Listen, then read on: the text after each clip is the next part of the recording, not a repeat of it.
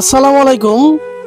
আজকে চলে আসছি আমাদের দেউরপাড় চন্দ্রার একজন জনপ্রিয় অভিনেতা, যে অনেক কন্টেন্ট তৈরি করেন এবং নাটক করেছেন অনেক। তো আমি তার কাছে আজকে একটি সুন্দর গল্প আশা করছি যে তার জীবনে ঘটে যাওয়া। ধন্যবাদ। আমি এখন যে ইটি বলতেছি সেটি আমরা যখন ছোটবেলা যখন 1-2 পড়ি তখন আমার বন্ধুরা মিলে একটা কথা বললো যে বলে তোর নাম কি? তখন আমি বললাম যে আমার নাম হলো একিল। আর তোর নাম কি? কয় যে আমার নাম তাহলে রাখ দেকিল। তা আমি বললাম যে একিল গেলে গা থাকলো কে? বল দেকিল। এই কথা কয়ে আমার সমানে কিলান শুরু করলো। আর ইতিমধ্যে সব পোলাপানেরা সবাই মিলে হাসি আনন্দের মধ্যে একটা হই হুল্লো বাজায় দিল যে তোর নাম কি? বলে আমার নাম একিল। তোর নাম কি? বল দেকিল।